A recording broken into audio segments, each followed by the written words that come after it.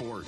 Join digital forensic investigator and PI Ed Opperman for an in-depth discussion of conspiracy theories, strategy of New World Order resistance, high-profile court cases in the news, and interviews with expert guests and authors on these topics and more.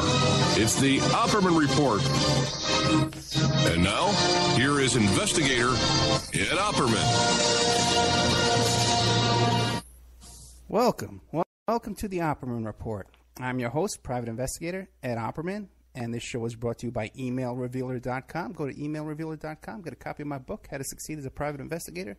And also, let's say you want to catch somebody cheating online, you send me their email address. I could trace it back to online dating websites. Since this is sort of a Mistress-themed show today with our guest. By the way, too, now, if you've never heard the show before, check out OppermanReport.com. We have on there, there's plenty of content on there. Okay, if you like the show, you'll like what's in there. We have a members section where exclusive content. You could sign up, you could join, become a member. Boy, Jess did a really good show with John Masseria. He sent out all these Freedom of Information Act requests for documents regarding the urban moving systems. And this is totally exclusive information. No one's ever reported on it before. And it's in my members section right now. We had a bunch of shows, too, with the girlfriend of Bill Menser, the Son of Sam guy, you know, with the murdered Roy Radin, convicted hitman. Did another show with... oh, boy, too many to think about. But we got a great show today. I don't want to keep our guests waiting. We have Sally Miller. She's the author of Beauty Queen, Let No Deed Go Unpunished. Sally, are you there? Hi, I'm here, Ed, and it's Let No Deed Go Unpublished. Unpublished?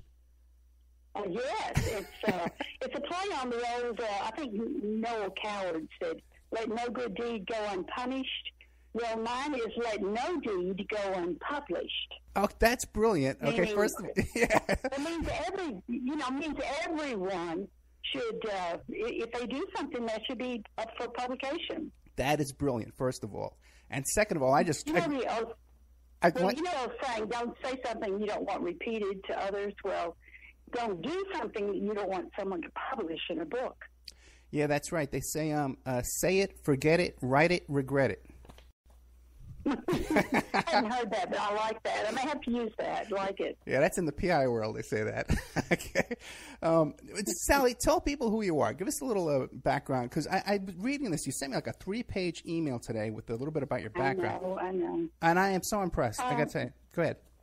Well, I don't want to. You know, if you live long enough and you have enough energy, you can accomplish quite a bit in your life. And when I was very young, I had a very troubling childhood. I was sexually abused by my mother. I had a sibling, an older brother, 3 years older, and he also was abused. The difference was that I was her enemy, but my older brother was her lover. And it's pretty sick sounding, but if you lived it, it was even sicker. So I kept this secret all my life, and what I did to counter that, rather than be a depressed child, I went to the library and I read medical books, I read travel books. I just saturated my brain with everything I could read. And that's where I got the idea that someday I wanted to go to China and travel the Great Wall, the length of it, so I could find out all the mysteries, because none of the books could tell me exactly how long it was, who had built it, why they built it, and what happened to the wall all these centuries later. And through the help of my 4th grade geography teacher, I was able to get my geography book and still have it. And she motivated me. She made it sound like I could ride across town on a bus and I could see the Great Wall. She made it sound so easy. But her one thing was, you must believe in yourself. And so that became my motto. Whatever happens, I must believe in me. Let me ask you a question. How old were you when you went? How old were you when you went to the Great Wall? How old were you? I was 49, and I was just beginning menopause. Now, that's important for your female listeners. Okay. Now, how do you do that? It said something like it takes 7 months to travel the Great Wall. How do you do it? By car? How do you do that? No. I trained from the time I was 28 in order to... my mother arranged my marriage, and he was as controlling as she was, and abusive too, but in a different way. And so my next door neighbor was a young guy, and he saw me popping pills, and he saw me depressed, and I was trying to raise these 2 little girls. And he said, you know, Miss Perdue, I was married by that time. The married name was Perdue. He said, Miss Perdue, I can take you to the high school track when I go over to train, and you'll feel so much better because you'll be able to exercise and learn to sweat. Well, for an old beauty queen, the last thing you want to do is sweat. But I was frantic. I was desperate. I really had lost my direction. So little by little, he taught me how to run. And it released me. It stopped the pills. It stopped the depression. And it gave me a new lease on life. It didn't improve my marriage, but it taught me how to live in a bad situation with a person who was basically a dead-end street. So as I was running one day, I said, my gosh, I want to go to China, and I want to learn all the mysteries of the Great Wall. Why not run the Great Wall of China? That will be my focus. That will be my mission. So that's when I really launched the idea of running the Great Wall. But if you don't know much about the Great Wall, the picture books fool you. They make you think it's a smooth surface, kind of like a super highway. But when you get there, it's most of it is crumbled. Most of it is impossible to be on top of. So I paralleled the wall as much as I could. I stayed, as much in the direction at points where there was no wall. I had to just trace between these towers, and those were usually about equivalent of a half a mile between each one of them. And I went from tower to tower.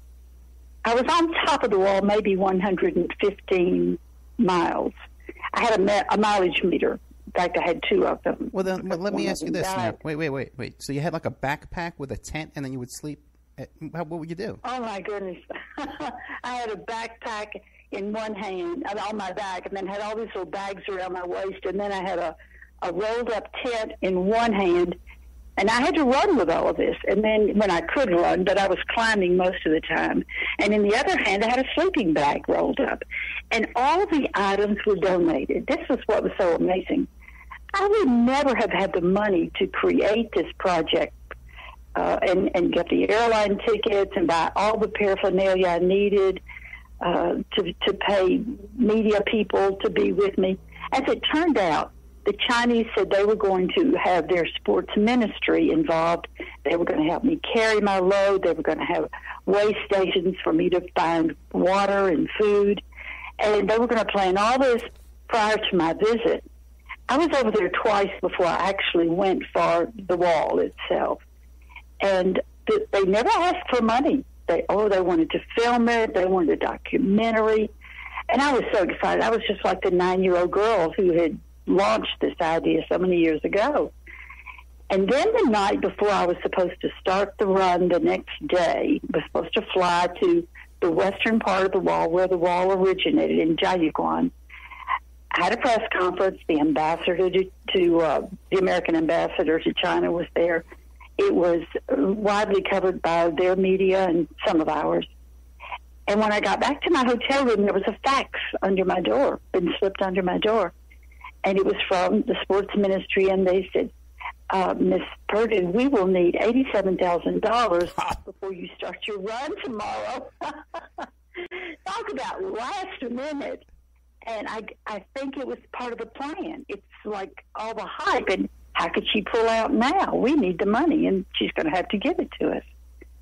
But, of course, I didn't have $87,000. Write him a check, right? You could write him a check and take off, right?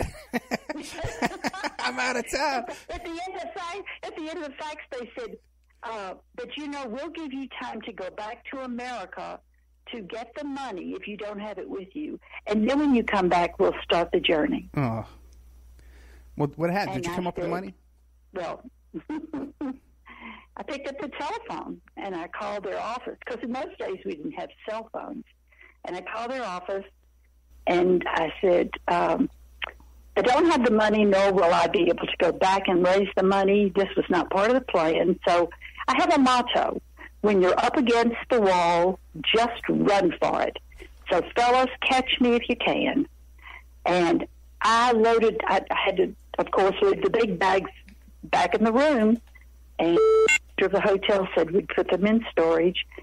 He didn't really think that the Chinese police would let me get on the plane, because they knew my plan. They knew exactly. I had the ticket and everything. And I got to the airport and got on the plane, and me and my little bags full of chocolate peanuts and energy bars, and I had 12 bottles of water in my backpack, and that's all the water I had. I was really going on faith, really. And as it turned out, in China, they have to boil their water. Oh, my God. Because they don't have fresh water. So the poorest of the poor out in the countryside boil their water, and they keep them in these Chinese thermos-looking utensils. So I spent most of my time in search of water. That's what delayed my trip, because I'd have to leave the wall or the area of the wall and go out. But there were always people. You know, it got the most populated country in the world. So I was never too far from a farmer or a vendor or someone, even though it was in the wildest part of China, in the real wilderness. And I didn't know any Chinese except shui, which means water. And Bing shui is cold water, and of course they didn't have any of that. But I took what they had, and they were always gracious. I was safer on the Great Wall of China than I am on the streets of America. But you don't know it until you go over there. So all you learned how to say was water. You didn't learn how to say beer or pizza. See, I would have thought ahead. I love it. When I go back, I'll make sure I know how to bring me with you. I'll do the translation. Beer and pizza we want, and chicken wings. Okay. Well, you know, you should take your show. We should do it. Well, take your show there and do it live from the wall. You know, that would be an adventure, you know? Yeah. It would be the adventure of your life, and certainly if I live long enough, of mine. Well, I don't know how old you are, Ed, so you have to take in consideration, I do like younger men. Oh, my God. So I would probably become very much younger on the wall with you, I'm sure. Well, I'm 53 years old. And you're such a... And that's interesting, yeah. You'd be robbing the cradle, but also, too, it would be kind of interesting to be in the same place as Bill Clinton had been, you know? So, I don't know, we might want to... Wow. I thought we'd never get back to the reason you and I are supposed to talk, right? To go down that same road as Clinton went, okay. That's for another show. That is for another show. That is a fascinating story about the whole China thing. That's incredible. I got another little question for you there. Now, when you were being molested by your mother, because that's pretty unusual. I know it is. I know. It's unusual to be reported. Women do molest kids, but it's usually a caretaker or a babysitter or a school teacher. And it's not as unusual as people think for mothers to abuse their daughters sexually. But how old were you when it was going on? It's interesting because I can remember as far back as before we moved to my little town of Pine Bluff, Arkansas.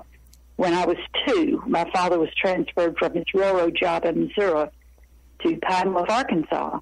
And I can remember the house and remember what I thought was a babysitter who was hurting me. And I kept asking my mother who the babysitter was. I kept asking, why did she leave me alone with her? And my mother, who had a violent temper, told me to shut up or she would shut me up, and I knew, and I feared her. But when I was 17, my father, bless his heart, he never knew this. He worked for the railroad. He had 2 different businesses. He worked constantly, but when he was working full-time at the railroad, he was away at nights. He was an engineer, and most of his trips were overnight. And that's when my mother started. But anyway, she kept telling me to shut up and that nobody can remember before they're 2 years of age and all this stuff. But I would remember, I would have these flashbacks, and they were frightening, and I could remember these stairs that would go up and then hit a landing and then turn and go up to a second floor, and that room at the top of the stairs is where this incident happened. When I remember I was lying on a table in front of a woman on a couch. She had my legs open, and she was probing me, and it hurt. And I remember crying, and I remember hearing what sounded like doors banging together. And I looked up, and there was a window high above me, and I kept saying to the window silently, please help me get this stopped. And so when I went in this house, my father, I kept saying, Daddy, I want to see where I lived in this town of Thornfeld, Missouri. And so every summer we went back there to visit relatives, and over my mother's objections, my father said, well, what could it hurt? I mean, we don't know who lives there, but we can knock on the door and she can ask.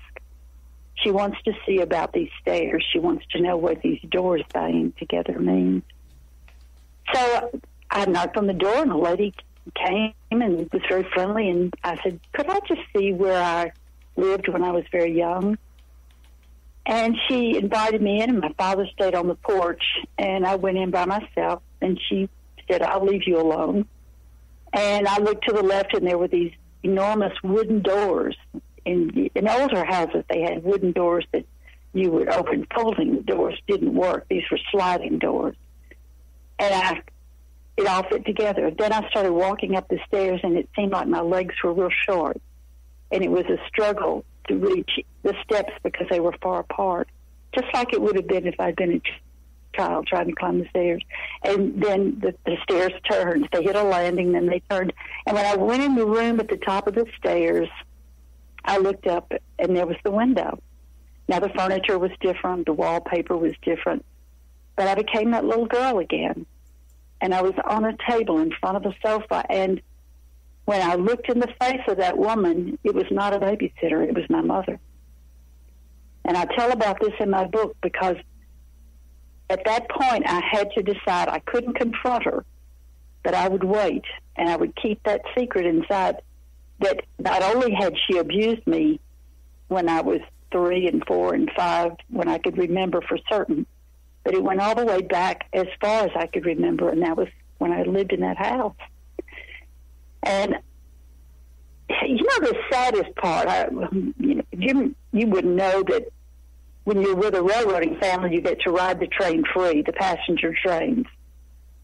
And that's how I went back and forth to college.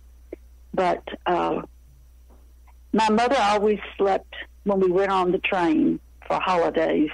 My father was always working. He wasn't along, but she would invite friends and their children, and yet she would always sleep with my brother. And I would end up with the mother of the other children.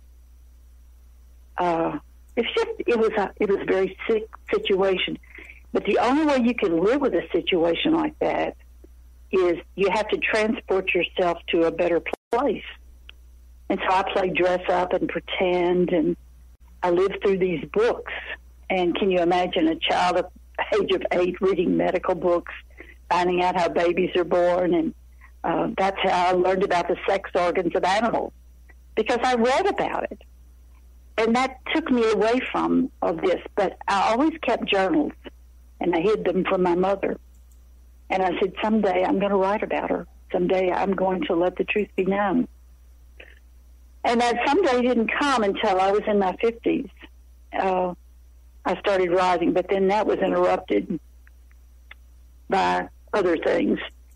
So here I am in my 70s, and I am almost ready to get the book published.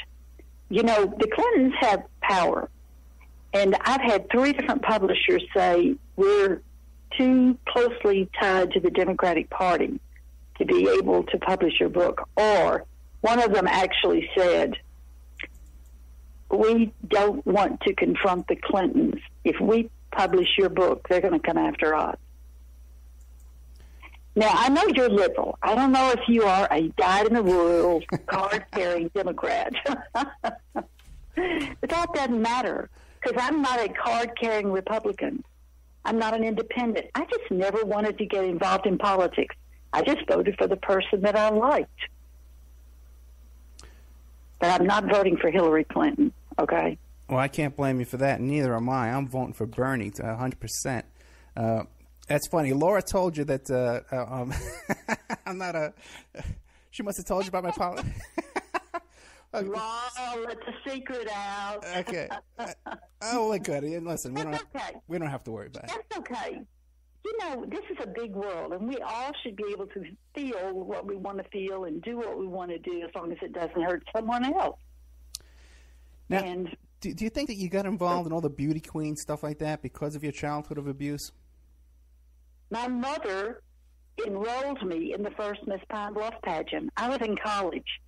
And, look, my mother told me from the time I was, I guess the first time I put on a swimsuit, no one's going to give you a second look. You're flat-chested and you've got long, skinny legs. They look like bird legs. And she used to tease me and call me bird legs.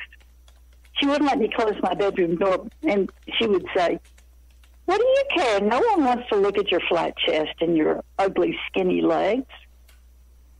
So it was up to me to keep my morale boosted. It was up to me to be my own best friend, because I sure as heck didn't get it from any other area of the country.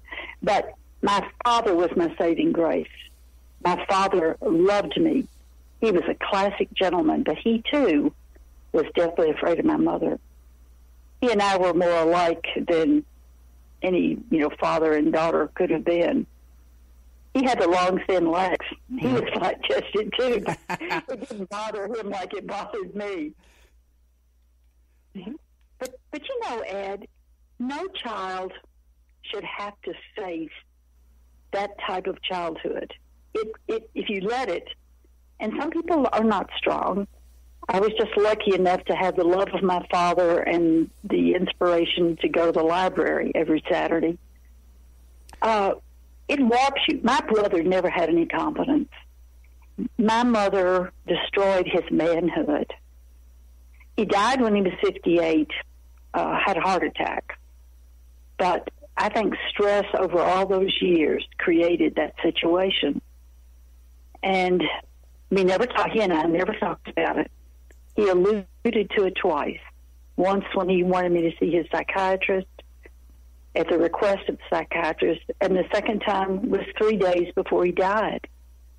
And he said, "Do you think anyone ever guessed our secret?" That was the only time he had alluded to the fact that we had that sexual abuse in the family. And I said, "Oh, no, Jerry, our secret was safe. No one ever knew." Now, did he die before your mother died? Oh, yeah. He died in 1994. And he died in February, and I went to China in May because I was right in the middle of the harassment, the Ron Tucker abuse, and all the things that had been dictated by Hillary. I've got to give Hillary credit. She drives a mean bulldozer when she wants her husband to be president. She bulldozes everything and anything that's in the path out of the way. And she isn't as strong as she was then.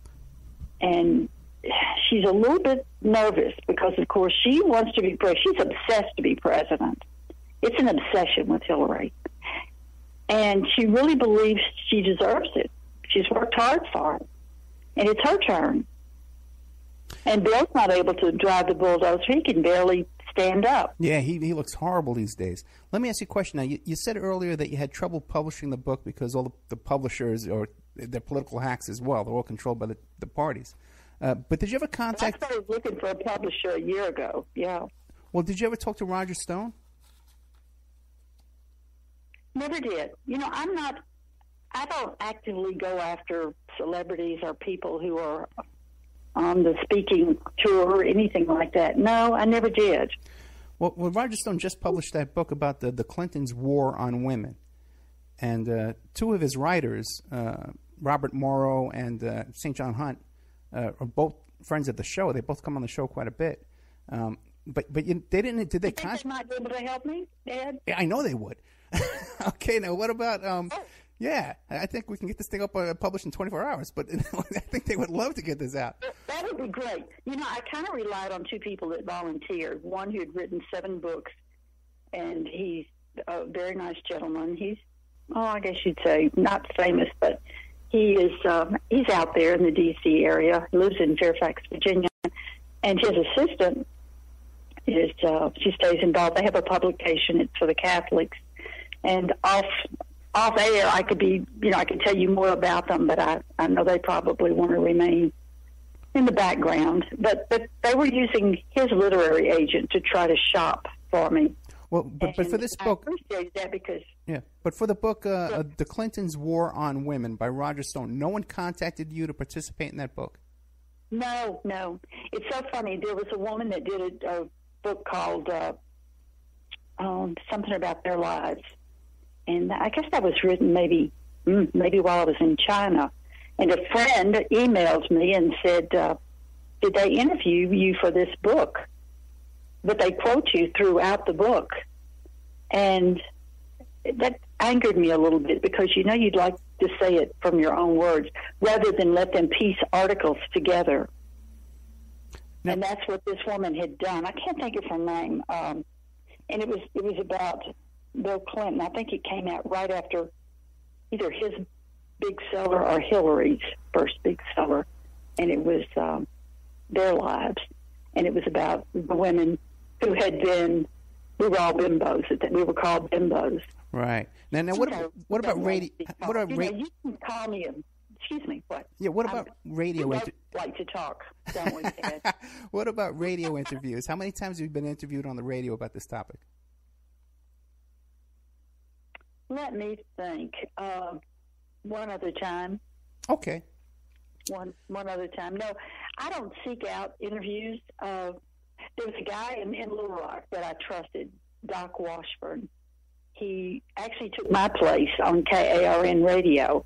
As I take my place, I had been on radio when I came back from living in the New Jersey area and went on as a guest on a show. And the next day the manager called and said, how would you like to be on radio? And I said, well, sounds good. I need some money. He said, well, it doesn't pay well, but I think you'll have a good time. You'll enjoy it. And so I took over this radio show once a day. I think I had 2 hours. But then I had to quit to run for mayor of my hometown. And when that was over and I had to deny that I was a lesbian, nobody in Arkansas wanted me to be on their radio station. In those days, the word lesbian was unknown and certainly never spoken in social circles. Let me ask you this. Let me get an idea of the chronological order. Was the affair with Bill Clinton, was that before the radio show and before you ran for mayor and all that, or was it after? It was during the radio show, and when I told him that I had quit the radio show in order to run for mayor of my hometown because I had moved a steam locomotive out of the park with the help of the Southern Pacific Railroad, that's when he told me that I was stupid. That's when he insulted me and said, you're stupid. You know nothing about politics. That race has already been won. The gal who's running on the Democratic ticket already has it sewed up. You're wasting your time. And that's when I showed him the door. Well, there's an arrogance to some people when they think they know more about a subject just because they've been involved in it. How did you come to meet Clinton? When I was going through my divorce in 1972, I hired an attorney who was also a state senator of the state of Arkansas. His name was Mutt Gibson. And he said, it's going to be difficult for me to try this case because your husband's from a prominent family and he's got 8 lawyers and there's only one of me. And I'm going to suggest they're going to drive you crazy. And I want to get you out of town for a while. And I'm going to hire you to be a Senate aide. And that'll take you out for at least 8 weeks. And he said, I think it'll improve your confidence. And who knows, maybe it will get you a job so that when you get divorced, you're going to have a job, and you meet some people that might help you in that pursuit. So I did. Had a friend whose daughter had an apartment for rent because she was going away as an exchange student. It worked out very well. So I rented her apartment. And I met Bill. He was single at the time. He was just venturing into politics. He was there to shake hands and grin and go to the parties and rub elbows with the lobbyists and all the politicians. He had an afro. He was cute. He wasn't handsome, but he had a sparkle. There was something about Bill, and you'll hear this over and over. He has a way of making you just feel warm and cozy, and he makes you feel like he's just the most excited person that could come into your life. Well, give me an idea. How old were you at the time, and how old was he?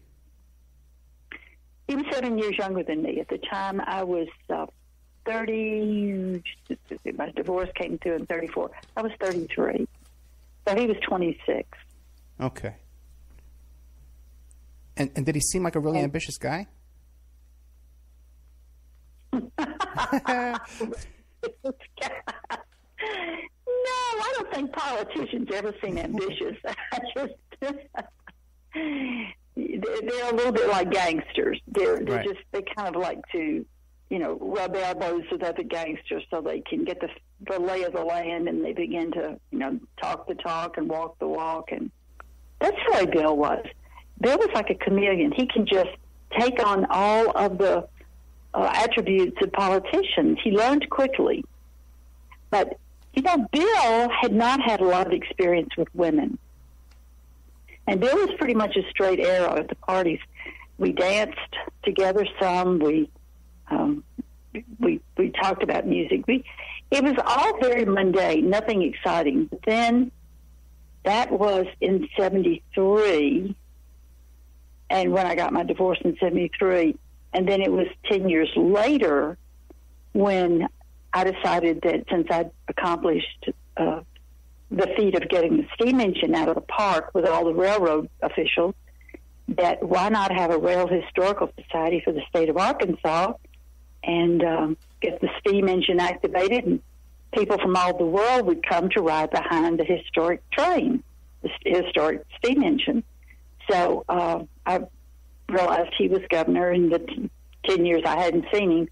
So I went to the office in the Capitol, and I knew his secretary on site because she had also worked with other governors, and I just said, Ms. Moore, I'd like to see Bill Clinton. She said, well, he's on the golf course right now, honey, but he'll check back in, and I'll just give him your number. Where are you going to be? I gave her my phone number because I had a condo in Little Rock by this time, and she said, I'll make sure he calls you, hon. And 2 or 3 hours later, I got a call from Bill. And he said, I'm going to stay at the club and have dinner with these guys, and let me just drop by your place. And where are you living? And I told him, and he said, well, that's right next to Reservoir Park. I can just get my driver to drop me off there if you tell me which place is yours. And he said, well, leave the gate open and the light on. And that's what I did. And that's when we started. Well, did you think when he was coming over that anything romantic was going to happen? I was a big girl by then. Yes. There was a possibility. A lot of water had gone under the dam. And I'm sure that in my mind, I didn't plot and plan it, but I did want this project that I had, and I had all the paperwork there. I had photos.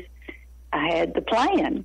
I didn't just go empty-handed and say, can you make this happen for me, Bill? Right. No, I didn't do that. I had all. It was going to be a business.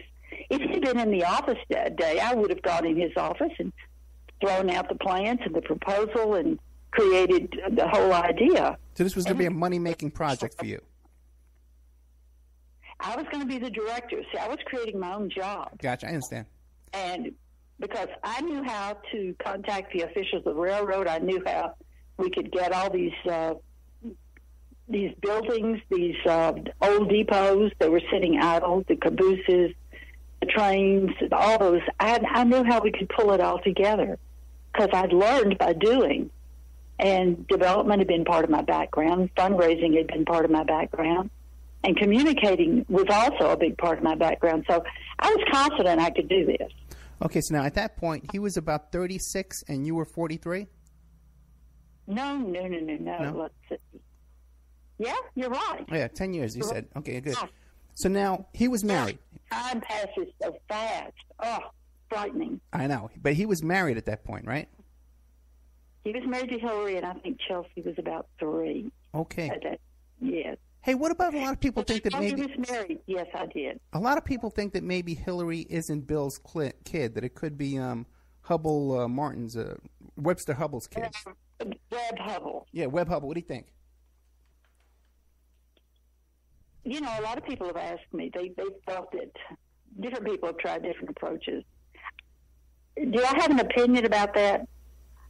I think there's a chance that it could be, but if she, it was an accident, because I don't think anyone in the Rose Law Firm really found her attractive enough to have an office encounter. But the child looks just like him. Right. I'll say that. Now, did you ever meet? Have you ever met Webb Hubble? Oh, yes. In fact, he called and threatened me when I was having my radio show because I was talking about I had lost money with E.F. Hutton. And I never played the stock market. It was just something we didn't do at my house, so I would never have been in the habit of it. But when I came back from New Jersey, I had $40,000 that I really wanted to see if I could make it grow for me. And another Miss Arkansas's husband was in bonds and securities, and he encouraged me to invest at E.F. Hutton with a fellow named Ken Prince. So I went there, never done anything like this. And the guy said, oh, you know, your money's going to grow, and I'm going to keep you. I'm going to send you these weekly updates. And you could have told me that he was buying China and would be cutting off a piece of it and sending it to me in the mail. And I probably would have said, well, if that's the way to make money, let's do it. For about 6 months, I kept getting these little updates from him. You know, they weren't handwritten love notes. They were just these little statements that said he had purchased so much of this and then he'd sold it the next day. Right. And what he was doing was churning my account. Well, I didn't know anything about stocks. I didn't know anything about that. But I had an old boyfriend that was also in investments. And I had lunch with him one day, and I showed him all these little, I guess you'd say, printouts that I received every week. And he said, oh, my God, Sally, he's churning your account. He's making a percentage off of every time he churns your account. You're losing money, but he's making money. And all of a sudden, my money at $40,000 had gotten down to $19,000. So I said, what do I do? He says, you get an attorney, and the attorney will contact the, what is it? SEC. Security Exchange Commission. Security and Exchange Commission. And, you know, I only recouped $26,000 out of that $40,000. And Ken Prince was slapped on the hands, and his license were removed for 6 months. 6 months. And I, for the rest of my life, had lost, you know, the difference between $26,000 and $40,000. And so I was on the radio. I'd done some research. And they call them bond daddies because that's their practice. And they're crooks. They are crooks with a license to steal. So I was on the radio, and I was saying, you know, the term came from Memphis years ago, and there was a group of them, and I was doing this. Well, I was about to go to a commercial, and my director came in, and he said, put on 2 commercials. We got to talk. I stepped out in the hall, and he said, Webb Hubble from the Rose Law Firm just called. He said, if you mention E.F. Hutton one time, if you refer to your own personal experience, not only will he sue me, he will sue you, and we're going to be in major trouble. Well, I had no intention. I'm not that dumb that I would mention myself and talk about my own personal experience on over the radio. But anyway, the next day, Webb Hubbell came to the station to warn me personally that he would sue me. He said, I'll take everything you've got, sister. This is a big guy. He played football, big, ugly guy. And when I later repeated this to Bill said, oh, he's just a big, fat, and he said some, expletives. So Bill did not like Webb Hubbell. They didn't get along together. Not at all. He said he's a doofus who just happened to marry well. Okay, and he said they tolerate him at the Rose Law Firm. Now, when you were dealing with Bill around that time when he was 36 and you were 43, now there's a lot of people that make allegations about the Mena airport and all the drug smuggling going on there in Arkansas. Was there any indications that Bill... What's that? I didn't know anything about that. Later, a fellow from the Daily Telegraph in London made it this lifelong ambition to research that. And he almost got shot. And can you believe he lost his passport? I mean, physically, they took it away from him. The authorities took it away from him and banned him from returning to America. I believe it. He got too close to the problem. His name was Evans Pritchard. But was there any indication? Did you notice any kind of indication of Bill being involved in that kind of stuff? Of course. Okay. His brother was really heading the organization. His brother Roger was into drugs anyway. Right. But he was the one that connected all the dots. When Bill came to my house the first time, he didn't do drugs. But every time after that, he was smoking marijuana, and he always had a little packet. I called it his evening bag, and it had. You see, I don't do drugs. I don't even do pharmaceutical drugs. But I watched him, and I'm looking at the very table in my living room where he did it. He pushed everything away, rolled out this little kind of a parchment, and he had a little straw, little short straw, and he put the white powder out there, and he sniffed it up his nostril. And just a big smile on his face, like he was doing something big time, like nobody else could do. Of course, he invited me. He said, come on over and try it. And I said, nope. Scared to death of drugs, can't do it. I don't need any kind of artificial high. Oh, you feel so good, you feel so stimulated. I didn't need to be stimulated. In fact, all I could remember was it was illegal. If someone had broken down my front door, I would have been arrested. Bill wouldn't have been the one to be arrested. It was in my house. Let me ask you a question. I have a couple of questions. Yes. Yeah, so you tell me. Did you ever meet Roger Clinton? Twice. Okay, and both times he was completely high. He was a druggie out of control. I think he did drugs to survive. He was that hooked. One time he came by to drop something off at my house. He came by the front door, and Bill cursed him because of it. He said, man, you're not supposed to come around this front door. If somebody recognizes you, and then they'll put two and two together, you're here and I'm here, and, not good for us, bro. So I didn't see what he slipped him, but Bill put it in his pocket. I assumed it was drugs. Now, what about a lot of the other women that Bill's been involved in? They talk about the state troopers, like running interference for him. Did he have state troopers with him when he was visiting you? Oh, yes. They drive him everywhere. Or they drove him everywhere when he was governor. He had his own chauffeurs, and they were the ones that turned on him because he told them when he got to D.C., he was going to take him to the White House with him. And they're smart. They realized soon on when the big nomination came and Bill was running for the presidency. He ignored them, wouldn't accept their calls. He treated them like yesterday's lunch. So that's when they turned on him and began saying, well, we're going to give the names of some of the women we drove him to see. And they mentioned me. Between 83 and 92, my life was not focused on Bill Clinton. In fact, I tried to put it behind me. The hardest thing was forgiving myself because I was impulsive and I did make a mistake. And believe me, it was not my modus operandi to go after married men. I had fun, but the younger men in my life that I met when I was running, when I was exercising, when I was trying to accomplish my goals, I had enough activity, and they were all single. I didn't need to worry about that. But more than that, I was focused on my future.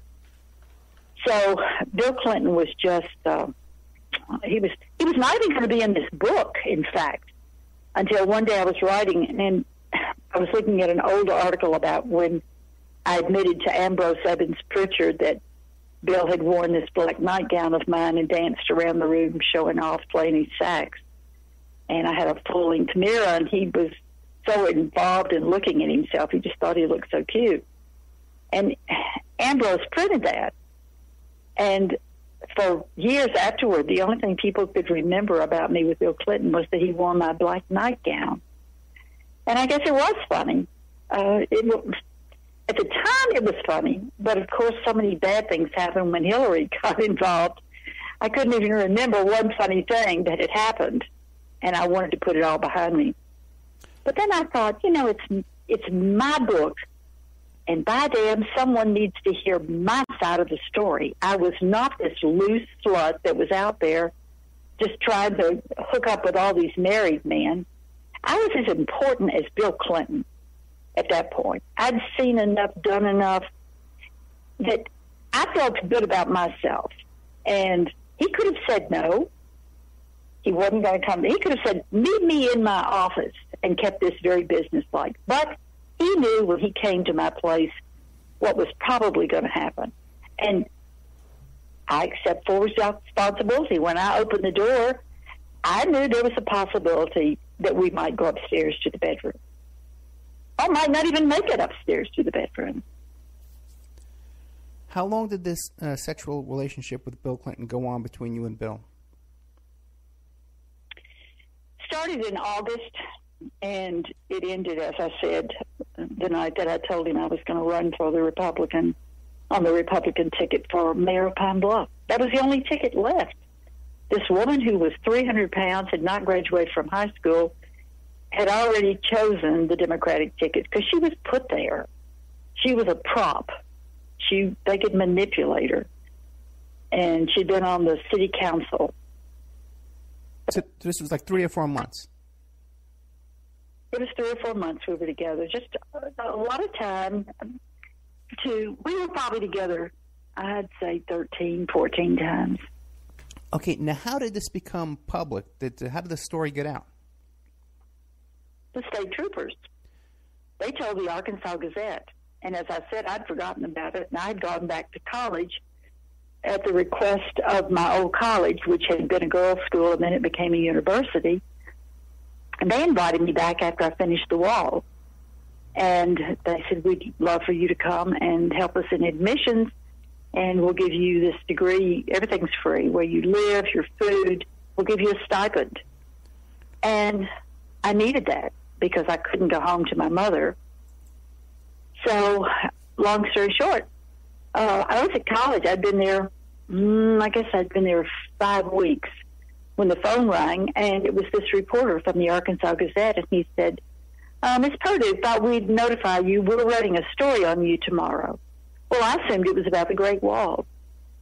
And he said, do you have any comments? And I said, well, you give me an idea of how you're writing the story, and I'll comment. And he started off with, well, State Trooper Patterson said today that Sally Miller Purdue lived at Andover Square, and she used to have sex with Bill Clinton 2 or 3 nights a week. And that was the end for me. I said, no comment, hung up. Did you call Bill right away? No. I wouldn't have even known how to reach Bill at that point. Because he was in the White House then. But what? No. He was running for the president at that point. Now, this Patterson guy, did you know him? I knew him briefly as a state trooper, yes. I knew Ferguson and Patterson because they would alternate driving Bill to my place. And sometimes they'd actually walk on the patio and knock on the door. We didn't have cell phones in those days, so it was amazing. You had to get out of your car and go on the door, and it was a different lifestyle. I remember. So now what happens next? The stuff hits the fan, I guess you could say, right? The world came apart, That's when my world came apart. Right. The college fired me because the Democrats, they called me into their office, and they said, Missy, you're being fired today, honey. They were both smoking cigars. That's kind of interesting when you think about Monica and the cigars, because no one around me had ever smoked cigars. And they were celebrating because the Democratic Party, this is exactly what they said.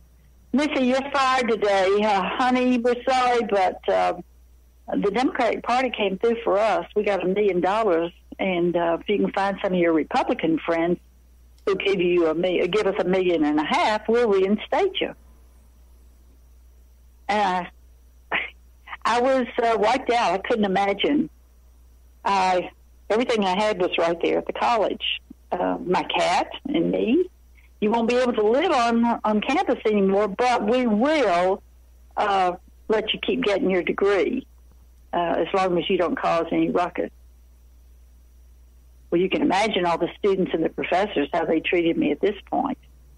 I was like leftover garbage. Did you ever speak out in the press at that time? No.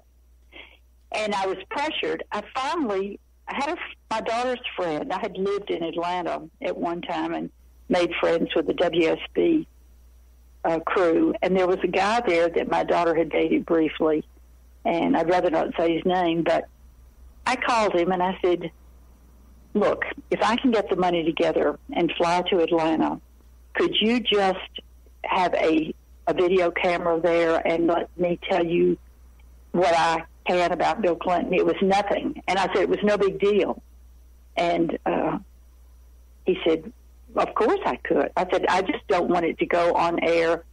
You just take a video of it, and then let me get back to St. Charles and figure out how I'm going to make enough money to live, and just air it. And he said, well, I'll talk to my boss, and I'm sure we can just get your plane fare over here. I said, nope, I don't want to be obligated. I don't want it to appear that you've bought me. So he said, well, however you want to do it, let's make a date and a time. So I flew to Atlanta. We sat down on the patio of WSB with a cameraman, and he just would ask me a few questions, like how long did it last, and did you know he was married, and this and that and the other. And I said, and believe me, I have no interest in trying to sabotage his campaign. I have no interest in trying to make money. I have no interest in trying to put my face in front of a camera, and I don't want to pose for Playboy. And he said, okay. And after it was over with, I was there a day. I flew back to St. Charles the next morning, and I waited because he said, I'll call you when we're going to air it. And we'll only, I think it was a 15-minute clip. He didn't call. So a week later I called him, and I said, what is the status? And he said, I really hate to tell you this. He said, I'm not the boss. The Clintons found out about it, and Bill Clinton agreed to have a free town hall meeting here. The studios of WSB would not be negotiated with the other television stations. It would, and in exchange, he wanted the video. The original had to make sure there were no copies. And my boss said, great, be wonderful for us, good publicity. So the next time I got a phone call was from the Sally Jesse Raphael show. And they wanted to know if they could fly me to New York and find out my side of the story. And I was angry. And I said, by damn, yes, I'm going to get this out one way or the other. And once again, they said, okay, we'll send you a ticket. And I said, no, I'm going to figure out a way to get up there without your money. And long story short, I borrowed the money, flew up there, and I didn't know that they were setting me up. there was a gal that called me in the meantime and said she was a writer, and she would like to be in the audience, and she would like to take notes, and then maybe she could work with me on a segment of her book that she was going to put out. And it was about the underhanded tactics of politicians. Well, what I didn't know is she was hooked in with... Yeah. Are you still... Yeah, I think we're coming up to a break. Okay.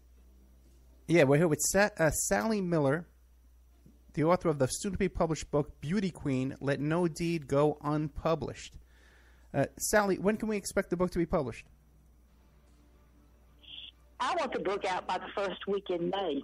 Okay. And if there's no publisher to pick it up, I'm going to figure out a way to borrow the money and publish it myself. Okay, we're going to talk after the show about that, okay? We'll be right back after these messages with more of Sally Miller, Beauty Queen, with great Wall of China walker, I guess, a runner you could call her, ex-girlfriend of Bill Clinton, and we're going to get into the whole story about how she was terrorized and threatened by the Clintons to keep her mouth shut, but she's speaking out on the Opperman Report. We'll be right back after these messages.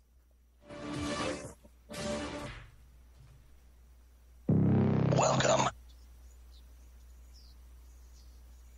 All clear.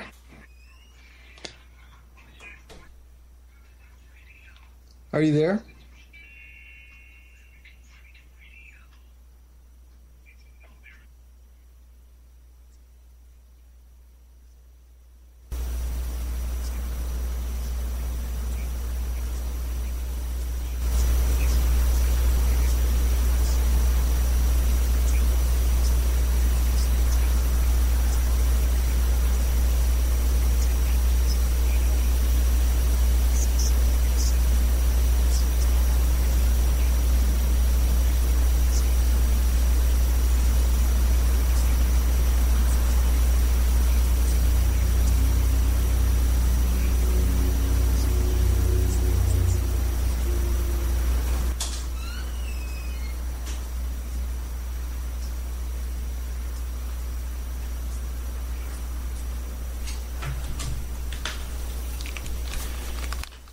Hey, Danny.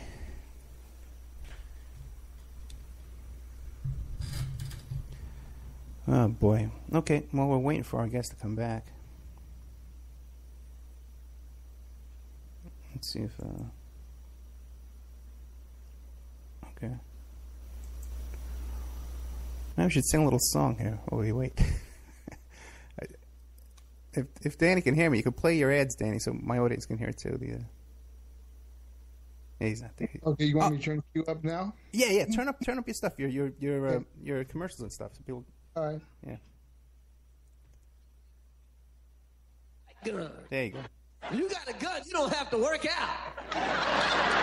I ain't working out. I ain't jogging. You don't need no gun control. You know what you need? We need some bullet control. We need to control the bullets. That's right. I think all bullets cost $5,000. You know why? Because if a bullet costs $5,000, there'll be no more innocent bystanders. Every time somebody gets shot, they be like, "Dad, he must have did something." So they put $50,000 worth of bullets in his head. And people will think before they kill somebody if a bullet costs $5,000. Man, I would blow your head off if I could afford it. I'm going to give me another job. I'm going to start saving some money.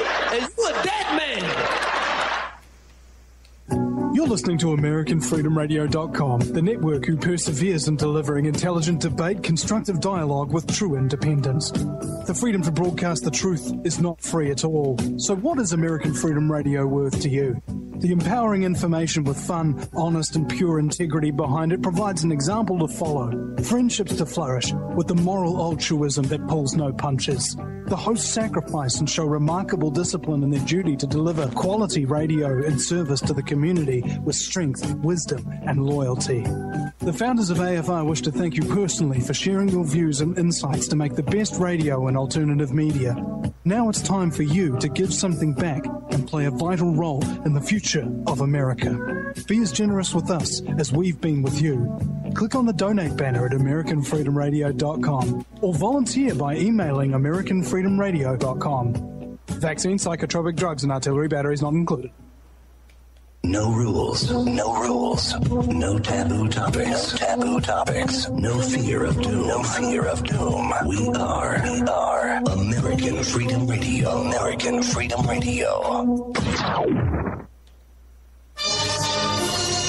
It's the Opperman Report. Join digital forensic investigator and PI Ed Opperman for an in-depth discussion of conspiracy theories, strategy of New World Order resistance, high-profile court cases in the news, and interviews with expert guests and authors on these topics and more.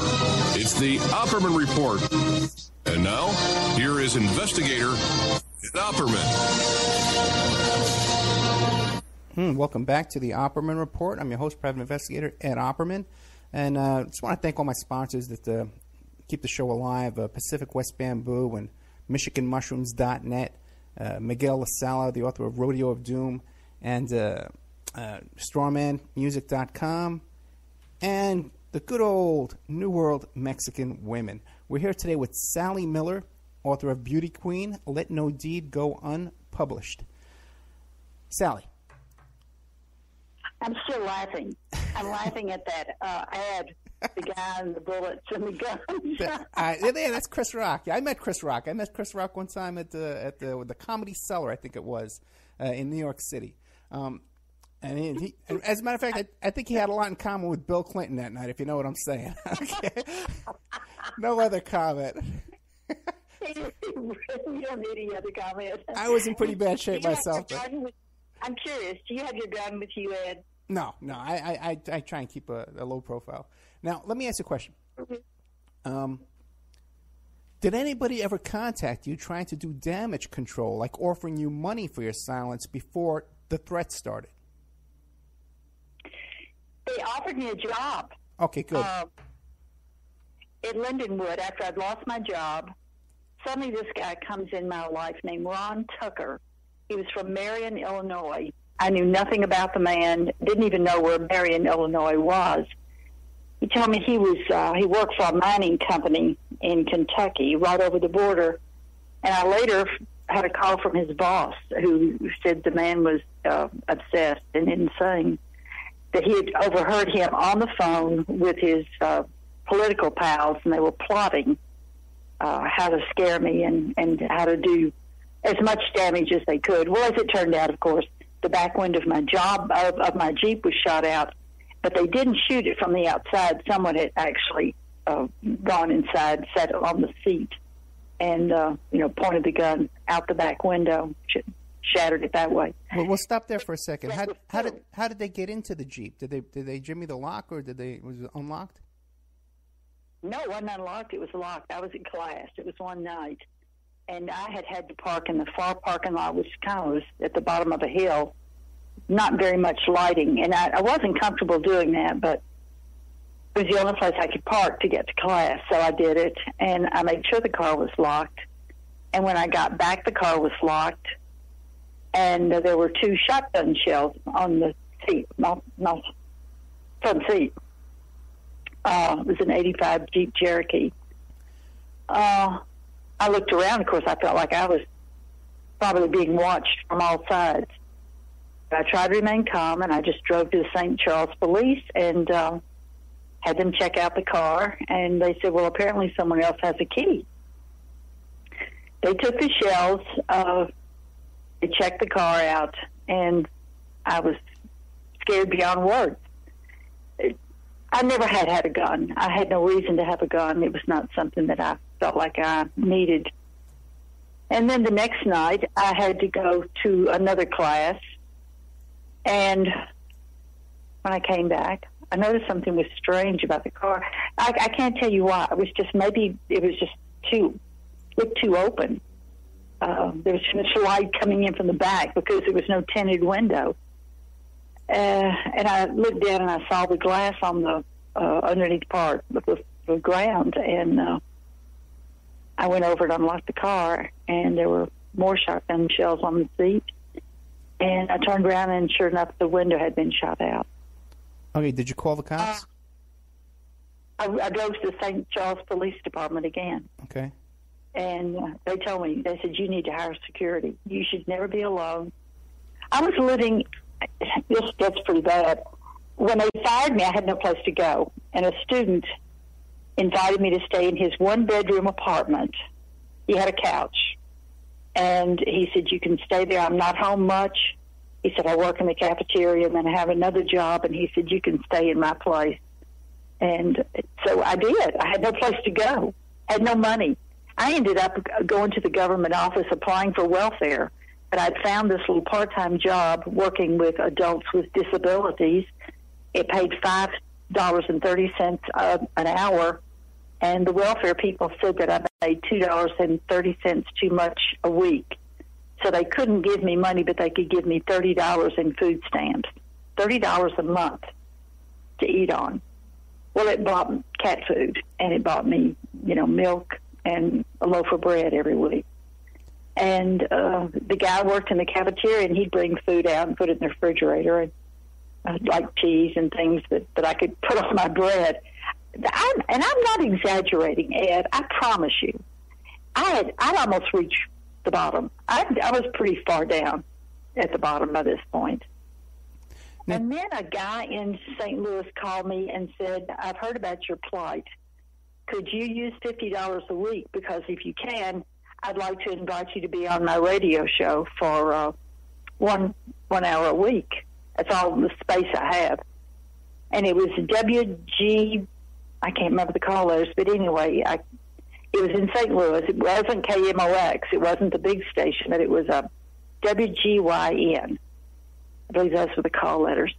And, of course, I went on, and, of course, everybody wanted to talk about the Clinton scandal, and they wanted to talk about me being a fallen woman. And one woman was going to call the Miss Arkansas Committee and tell them to take away my crown. And I laughed. I said, after all these years, you think they really care about Miss Arkansas? I said, my father was the one who provided the clothes and the car and the gasoline for the year I spent as Miss Arkansas. They only cared about me going to Atlantic City and see if I could win Miss America. And when I didn't win Miss America, of course, they were through with me. They were working on the next year's pageant by that time. But then the calls come in, that Miss Pink Tomato is going to be crowned, and they want her crowned by Miss Arkansas, and I have to cut her a ribbon for a new building, and Miss Arkansas is supposed to do that. And but it was funny how people acted. And one of my callers, what I thought was so funny, one caller said, you do know that all of your shows are being taped by the Clintons so that they can sue you. And I said, that's fine, whatever they want to do. And she said, well, you know that I'm going to report back to them anything you say that I think is a lie or illegal. I don't know where people get their arrogance. I get those kind of calls too all the time. Okay, I'm not worried. Yeah. Oh, are you kidding me? Yeah, I get. Okay, don't worry about that. Let me ask you this. Now, no one in the Republican Party, these Republican dirty tricksters and these kind of guys, none of them contacted you and said, "Hey, we'll put you on the payroll and we'll take care of you." Honey, the Republican Party was, they're such stuffed shirts, and they were scared to death. They didn't want to lose their, they didn't want to dirty their white shirts. But I did contact them in St. Louis, and I said that I needed an attorney because I didn't see how in the world they could get by with firing me and taking money. They bragged about it. It was not like it was a secret. And how I was being sabotaged from all directions. And I said, I need help. Right. I've never been, I can ask for money. I can raise money for crippled children. I can raise money for Alcoholics Anonymous. But I have never, ever attempted to raise money for myself. I know there's a GoFundMe, but someone said, well, if you need money publishing your book, you should go on GoFundMe. I said, I couldn't do it. I guess it's a pride thing. That I know there are much worthier causes than me, and I just could not reach that level. I couldn't do it. Maybe I should. Maybe it's just my own warped mindset. I don't know. But anyway, so I went to the Republican building, the offices of the Republican Party for Missouri. And they told me that a fellow named Paul Ground was an attorney that could help me, but he could not. It would be on a limited basis because his partners in the law firm were Democrats, and they didn't want to get involved. They would let Paul, as a Republican, help me on a very limited basis. So I sought out Paul Ground. He called the college trying to get me reinstated, and they were blatant, and they admitted to him, if you Republicans can give us another $500,000, another $1.5 million to match what the Dems did, we'll reinstate her. We'll let her come back and live on campus. Okay, Sally, let me ask you this. When you went down to the Republican headquarters to look for help, did you have an appointment, or you just went down there and just walked in again like you did with Clinton? I just walked in. Okay. I just walked in. And when they when they were going to put you in touch with this lawyer, did he help you? If nothing more than he kind of ran interference. I guess that's what I want to say. He was not able to get me. He couldn't go to the Republican Party and say, let's gather $1.5 million to get this woman back in there. He should have. Republicans should have been willing to do that, but they're scaredy cats. They were weak. But they wouldn't hire you a press agent and then say, okay, we're going to publish a book for you. You hire your press agent and put you out there on a tour and you make money. We'll put you in hotel rooms. Nothing like that. No. But this is before the book. This is long before the book. But at the time, they didn't say, okay, we'll hire a ghostwriter for you to put the story out? No. No one ever brought up that subject. No one thought of it. You know, Ed, no one ever. I had to be the mind and the developer behind all this. The only thing Paul Ground did was try to get me reinstated in the college, which I didn't want to go back there. They were crooks. Right. The president of the college had been written up in the Wall Street Journal as being a crook. But the board of the college didn't care because he attracted students. And he developed, it was a very prestigious girls' school, Lindenwood College for Women. And he turned it into a, same-sex dorms and just, what do I want to say? Not same-sex. You know what I'm talking about. Co-ed. Intermingling in the dorms. Co-ed. Yeah, co-ed dorms. Now let me... He even allowed alcohol in the dorms. He allowed all kinds of crazy things. But he attracted students. So what can you do? You can't fight City Hall. But at just the right time, when I had the Jeep shot out, I lost my job, I was getting ridiculed, Geraldo calls me. Let me tell you, you really reach the bottom of the barrel when Geraldo himself picks up the phone and says, well, you really blew my staff off, and you told them you weren't going to come on my show, so I'm going to talk to you face to face. Are you coming on my show or not? No, I'm not. Well, he said, you must be a liar then. You probably lied about this Bill Clinton thing, and now then you're too ashamed to be seen in public. He's made a permanent enemy.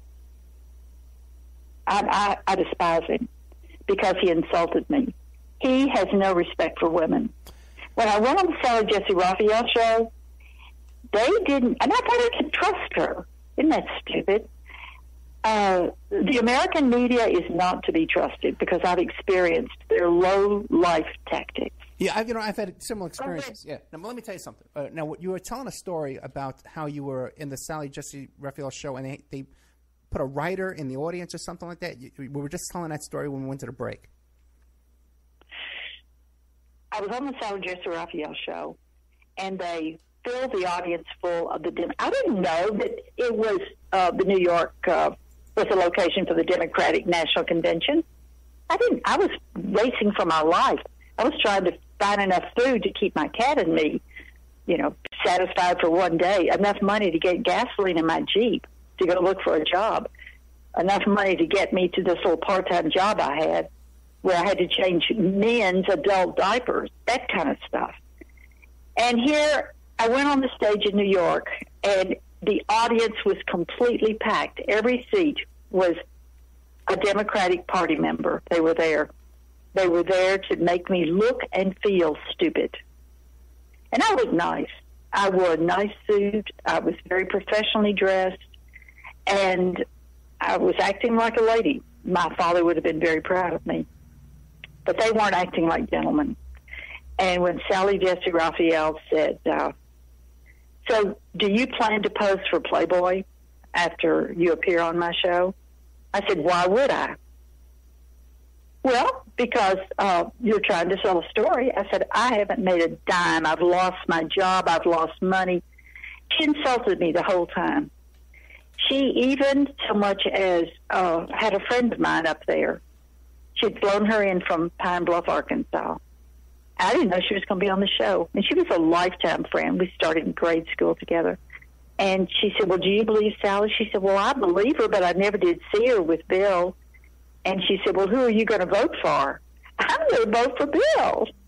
Oh, really? And anything to make me stupid, anything. So I lost a friendship over that. But then she had Rita Jenrette, who had been a Playboy pharaoh. I didn't know Rita Jenrette, but she said to me, sounds to me like you just wish that you could be where I was, and that's in the fold of Penthouse or Playboy. And I said, no, I'm not interested in that. I had just completed the run of the Great Wall of China. And she said, oh, that's a joke. That's a lie, too, isn't it? And then they went in the audience, and they had people come up to the mic, and this one guy stood up, and he said, hey, Sally, I remember you at the University of Arkansas, but that was when you had brown hair. Of course, I was a blonde at this point. And I thought back later, and I thought what I should have said is, I'm sorry I don't recognize you, but I remember now you had hair at that time. This guy was bald. But I'm not a cutter. I don't believe in that. I just tried to maintain, the ladylike. But a year later, while I was in China, I got an email from a friend who said, Sally Jesse Raphael apologized to you on the air today. She said, Sally, if you're out there, within the sound of my voice, I want to tell you that I apologize for doubting you on the Bill Clinton story. I found out since then that you told the truth. What kinds of threats and intimidation was there? It's hard to tell. What other kind of threats and intimidation? Yeah. Well, I told you about the Ron Tucker guy that came and offered me the $60,000 a year job in the government, but I wouldn't have to go to work. But if I didn't take the job offer, that they knew where I ran every day, and who knows, someone might just break my pretty little legs.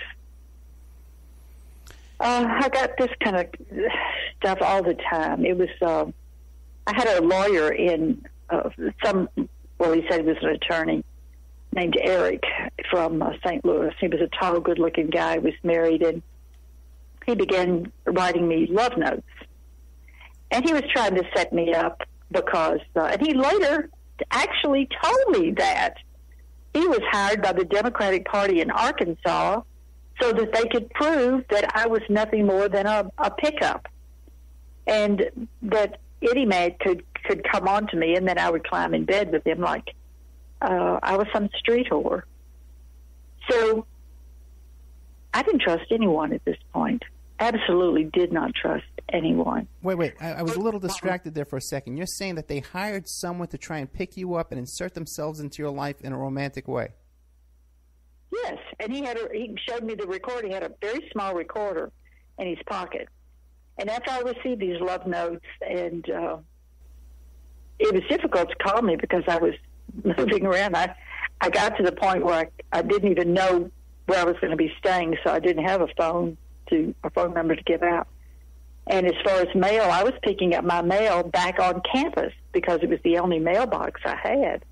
And they still let me use the mailbox. The woman who was in charge of the mail service on campus was probably the only friend I had. She was a very old woman, and she was in her 70s, and she told me before I left campus, and I went by to pick up my mail, she said, I promise you this, if you get any mail here, I'm going to keep it.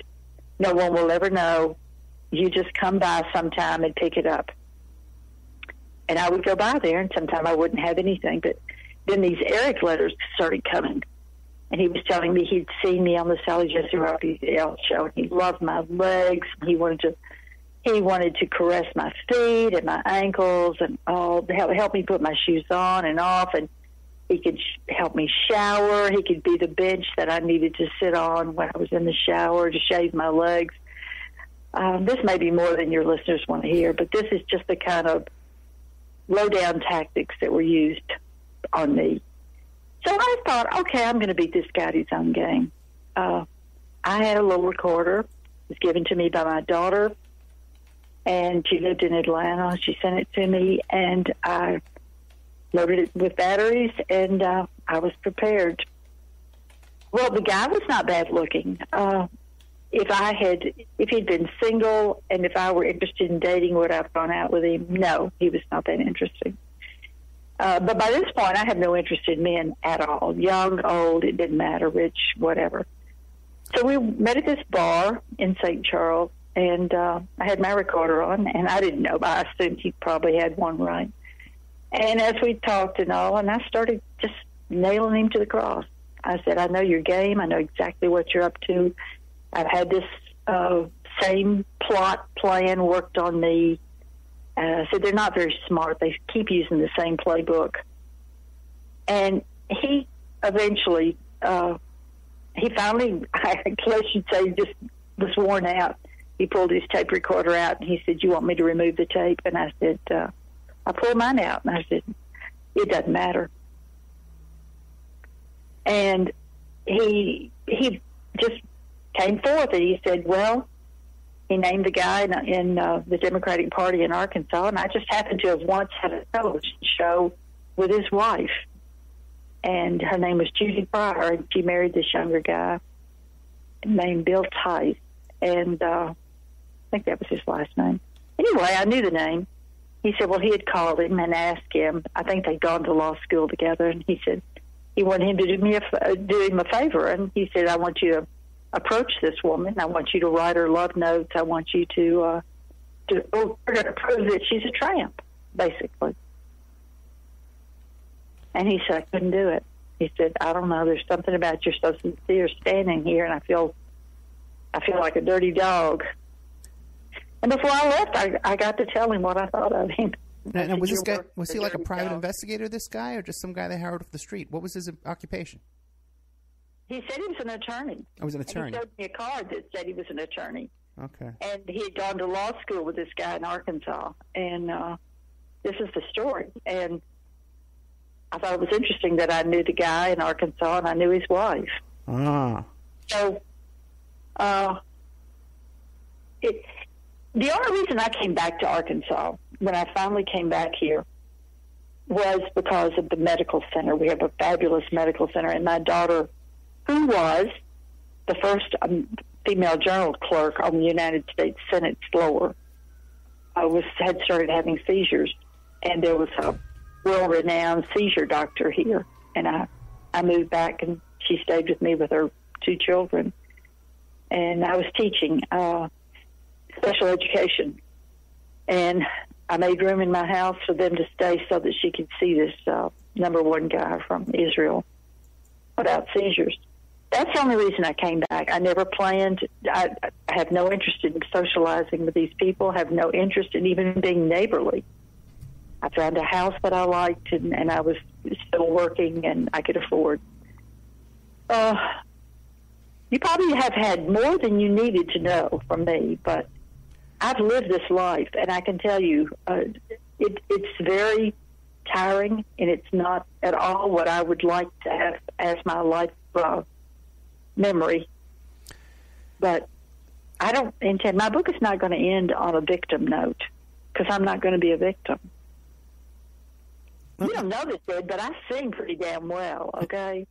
And I never got to get on the stage like I was meant to do and have my big concert. So that's going to be my aim after the book comes out. I'm going to finish my life with a song. Let me ask you this. Now, with people like Monica Lewinsky, and I've become friendly with Paula Jones and stuff, like they had a lot of stuff happen to them, like their cat was killed and things like that, anything like that, and suspicious things. I lost jobs. Okay. They didn't go for the animals, though. At that time, I didn't have a big dog and 3 cats. I was moving around, you know. I was fired from the college, and then I went to China for 10 years. I stayed in China so I could miss all the subpoenas for the Paula Jones case and the subpoenas for the Bill Clinton impeachment, all of those things. They did try and subpoena you. Yeah. Oh, yeah. They even took subpoenas to the United States Senate and tried to get my daughter to help them deliver them to me. He said, well, you'll have a heck of a chance getting her back over here. She's in China. You didn't have any trouble getting a visa and stuff like that to get into China? I already had a visa because I'd been over there and done the wall. The Chinese people love me.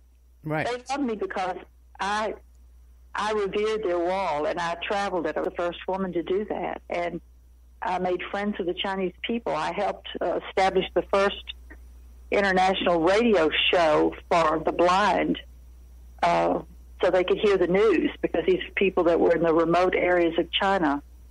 And I went back and had a few that I had noted when I was on the Great Wall, and I went back and there were some disabled people. I was able to get them into Beijing and have jobs.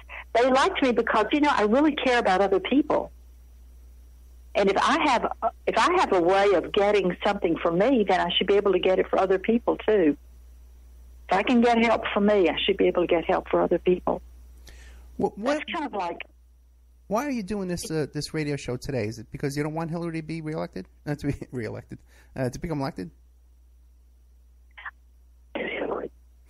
I sure as heck don't want Hillary as president. Let me tell you, she's the worst thing that could happen to this country. You tell me anything she's done for the American people. Anything. I can tell you a lot of things she's done against the American people. But what has Hillary done for America? Well, we've all seen, you know, her public life. But what can you tell us about her personal life that maybe Bill had talked to you about that would people could use to make a decision on who they want to vote for? She's a drug addict. Okay. She doesn't like sex with her husband. She doesn't like children. Okay, why do you say she doesn't like children? Chelsea. Why do you say she doesn't like children? Because Bill told me she had several abortions. She didn't want Chelsea. She would have aborted Chelsea. But do you know the problem? Bill was not making it in politics. He was governor, but then he wasn't reelected. They had advisors, political advisors. I'm sure they were universally famous. I don't know who they were. But they advised them that, first of all, Hillary better get the Clinton, as the Clinton name is her last name, not this Rodham. She insisted on being Hillary Rodham. She was a feminist. And she was damned and determined that she would not satisfy the people of Arkansas by having a name that was the same as her husband. She was standing up for her rights as a woman, her feminist movement woman. And they told her that, first of all, she's going to have to adopt the Clinton name, and she's going to have to start a family because people in Arkansas didn't believe in this independent woman stuff, and they wanted their political figures to be happily married, and happily married meant having children. That meant that you proved that the two of you had united, right, and had a child. But Bill Clinton told you that Hillary Clinton had several abortions? Yeah, because I brought up the subject about everything. I said, I don't understand how you could be married to someone who's so cold. You know, and I mentioned the name situation, and I said, is she even good in bed? You know, if you've had any kind of pillow talk with someone, if you shared your body with them, you don't mind sharing their minds, too. It's just something you do. And I'm a talker. I used to interview people on the radio and on television. It's a natural thing. You know, Ed, you're the same way. You just want to ask questions. Right. You want to answer. You have a curious mind. That's how you find out about people. And I just said, she's so cold. Why in the world were you ever attracted to her? She's not even sexy. She's not even pretty. And he started talking. Bill likes to talk. Yeah, I know. He likes his mouth, period, okay? He has all of his activity is around his mouth.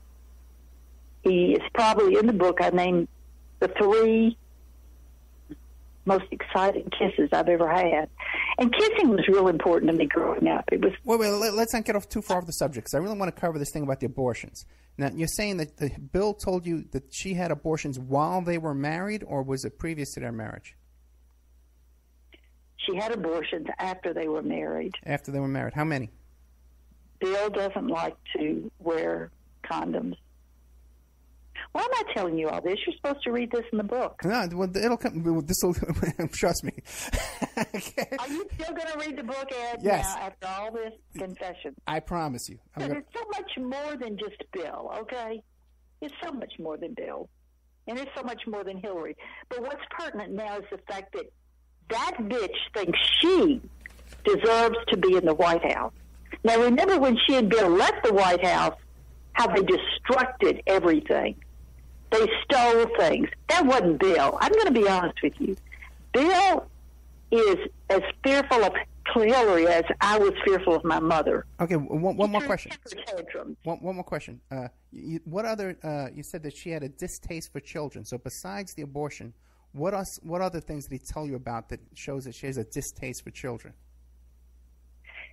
She was invited many times to go to the children's colony in Conway, where they have children with disability, children that have cerebral palsy, people that are they have Mongolism, all the things that make people that don't have a heart nervous. And Bill himself said, Hillary just doesn't like children. She doesn't want to be around children. They make her nervous. She's irritated about children. And he mentioned the invitation. He said, it's embarrassing when she gets all these invitations to go to the children's hospital to see about those children. They're trying to raise money, and they have telethons. And then he said the worst is she was going up to Conway to take part in this children's colony event, and halfway there she told the driver to turn around and take her back. She said, I don't want to see those crippled children. And half of those kids don't have a brain. Well, working with special ed children as I do, I took offense at that. You know yourself, when you have a child, you have no guarantee it's going to be perfect. But you love it, and you cherish it, and you protect it. But she didn't go up there because she would have been phony. And that's the main thing about Hillary. When she does go out and forces herself to go places she doesn't want to go, she's a phony. She's a phony. She has a phony laugh, and she has a phony presentation. She talks about women's rights, but she is all for aborting children. She supports that project 100%, even late-term abortion. She talks about it. Now, she's all for abortion. Oh no, but the thing is, Sally, everybody knows she's in favor of abortion.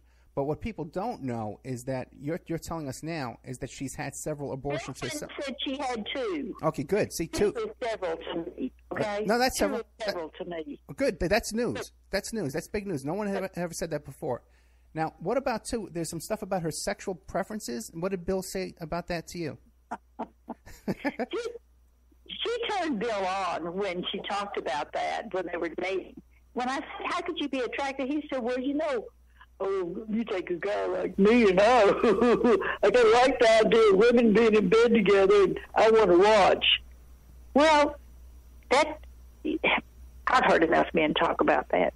But when he started talking about that, turned him on because Hillary, but she got tired of him asking her questions about it, and I assume she refused to bring any women into their living establishment so that he could watch. The only thing he told me that Hillary would she would do coke. She would take a few joints and smoke them. And then she would go to bed with Bill. That was the only time his word was pliable. And that conjures up, visions of, him being able to do what he wants to do. But he said she doesn't respond. He said it's Are you sure we can do this? I'm sure this is not the children's hour. No. If you go beyond anything that I think you shouldn't be saying, I'll let you know for sure. We can always mark this as adult content, but we will get more airtime if we keep it PG. Okay. Well, this is PG for me. He said making love to Hillary was like making love to a pile of sofa pillows. And he said, sometimes you're just desperate. And he laughed a few times. He said, you need to go home with me and give Hillary a few lessons. And then he said, well, no, I don't guess that'll work. Apparently the guy, I'm not accepting the fact that a married man needs to have a variety of women in his life. But I do know from experience that if you can't get satisfied at home, you do go looking elsewhere. It's a matter of pride, perhaps, with a man especially. He doesn't want to be rejected over and over and over. And then after a while, like he said, after a while it doesn't matter because you're not turned on to her anyway. Do you think they ever loved each other? No. Hillary is not capable of love. Chelsea's a convenience. She makes them look like a family. Bill is a convenience because she was able to follow in his footsteps to get to D.C. She pushed. Now, Bill has a permanent handprint in his back, and that's Hillary's handprint. She's been pushing him since the day they met. If you saw pictures of Hillary back then, she could have never made it on her own. Bill was the outgoing, friendly, the good old boy, and she needed that. But she was the brains behind the operation. Bill Clinton would still be sitting in the governor's mansion, still going to the Capitol every day because the people of Arkansas loved him, and they would have kept electing him or re-electing him. But it was Hillary that wanted Washington. It was Hillary that wanted the presidency. And when he insulted her by having an affair with Monica in the Oval Office, under her nose, so to speak, I think she would have killed him if she could have. But she still needed him. And I'm sure they worked out a contract that said, I supported you and I got you where you were, buddy, and you are going to stay with me till the day you die because the next person that sits in the Oval Office is me. It's my turn. I deserve it. Okay, Sally, I got a couple of important questions for you, okay? And they're seriously important questions because I'm going to get to something after this portion, okay, that you may not know about, okay? Now, you mentioned here in these notes Bill's foot fetish and his fantasies. So now, not because I'm a pervert or anything like that, but there's an important question. What were his kind of fantasies about and his foot fetish, if you can describe that? I'll just touch on it barely because I still want you to read the book. I'll just kind of capsule it. Okay. Bill was raised by his mother. His mother was considered kind of a fun, nighttime kind of girl. And that I don't need to put words out there. I think you get the idea. No, I missed what you said. I was reading reading. A lot. Can you repeat that? She dated a lot. She was considered a fun, nighttime kind of girl. Gotcha. And she dated a lot. She went out a lot. And Bill, she wore ankle strap shoes. It all started because I had on a pair of ankle strap shoes when he came one night, and he said, I love those kind of shoes. My mama used to wear them. Ankle strap high heel shoes, cutouts. I'm sure you know what I'm talking about. And he said he used to sit on the floor and his mama would unstrap her garter belt and pull her hose off because we didn't have pantyhose in those days. And she certainly didn't have them. They just had single hose. And she would slip them off. He would slip them off. She just unloosened the garter belt and then he'd slip them down her legs. And he said it was really a turn-on. It was really a turn-on, the feeling of the nylon and then her bare skin and then pulling the shoes off after he pulled the hose off. It was a turn-on. And I said, well, that's a foot fetish. And he said, well, I don't think of it as a fetish. I just think that it encourages me. I really notice women's ankles and their feet now. I really, and I want to touch them. I said, well, that's a foot fetish.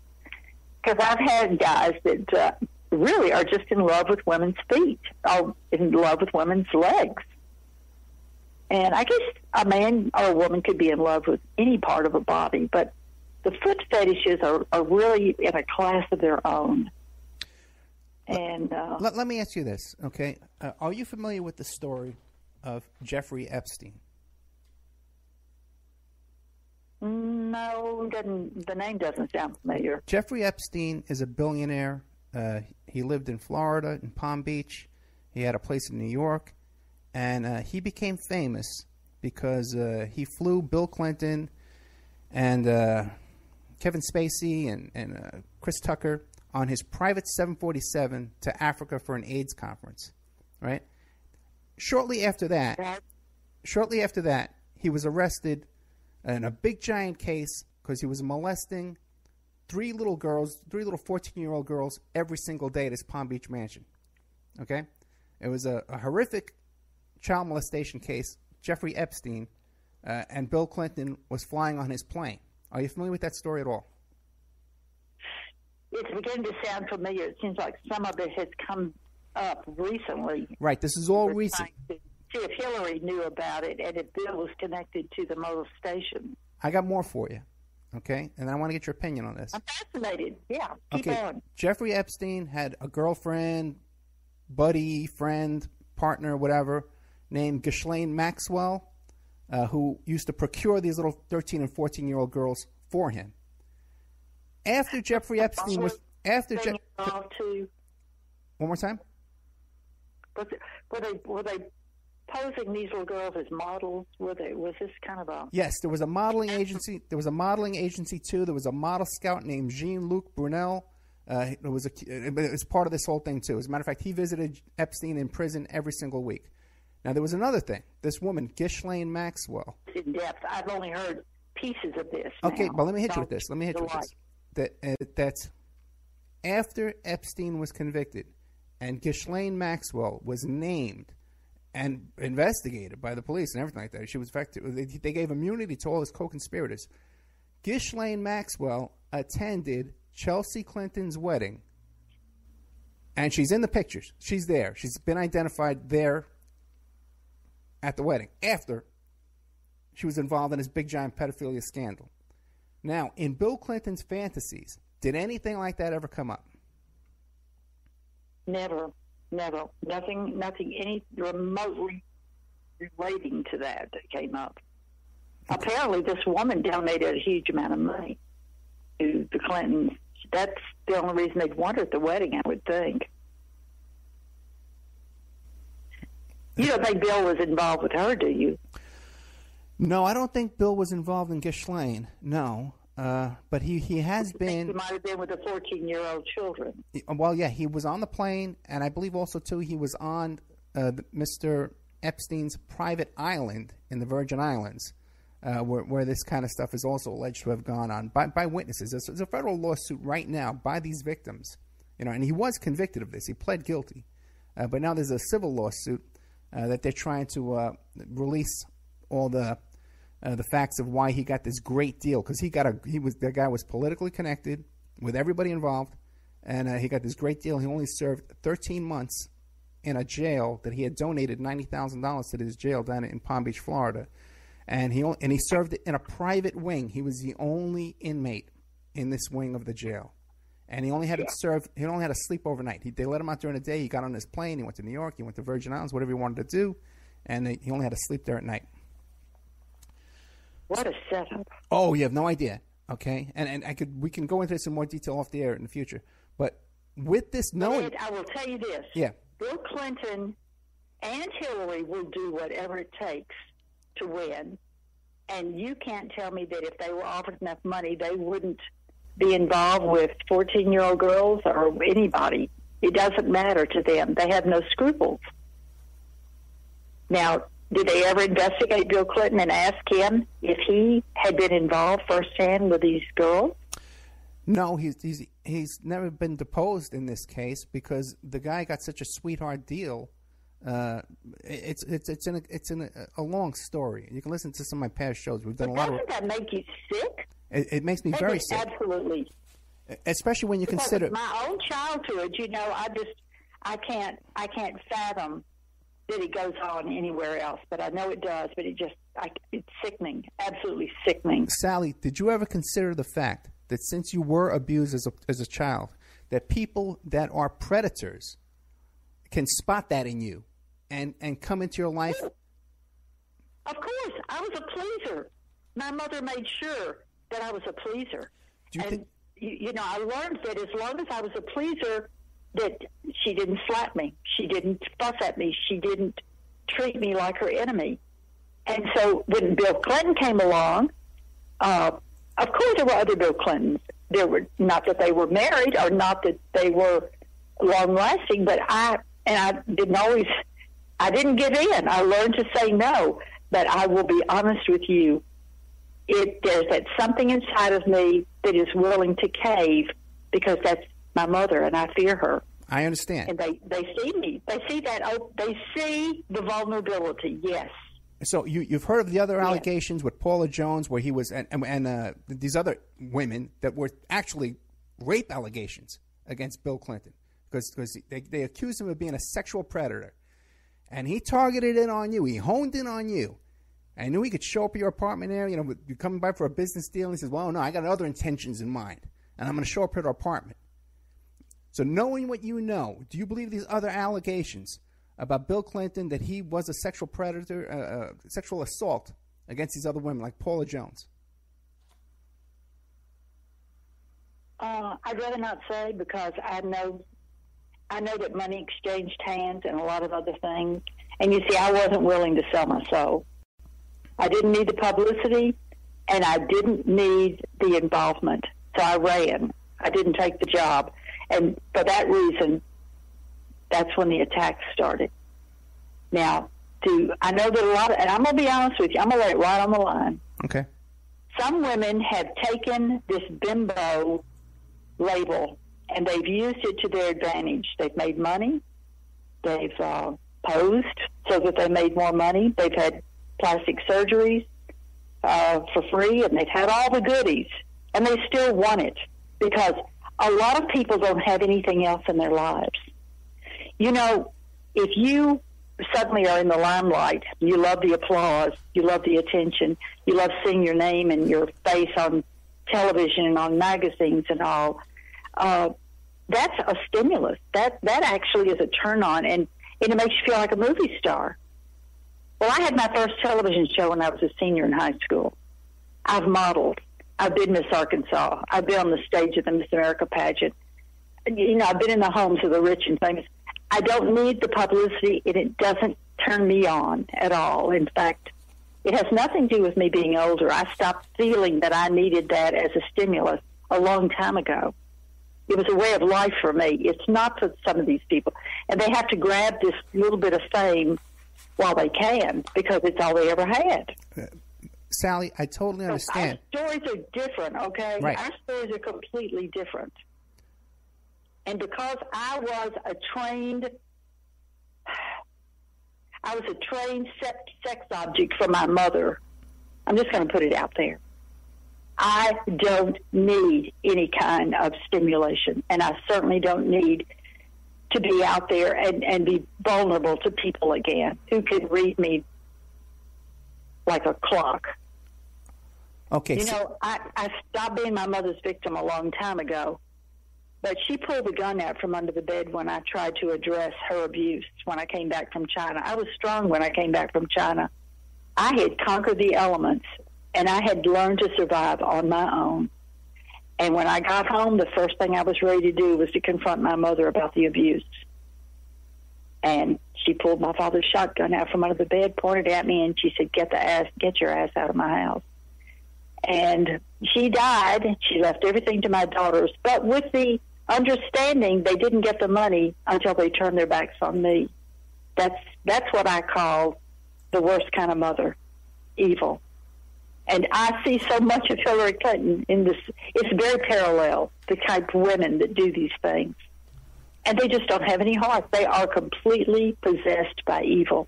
Okay, Sally, we're down to like the last 5 minutes. Is there anything I didn't ask you that you want to get out?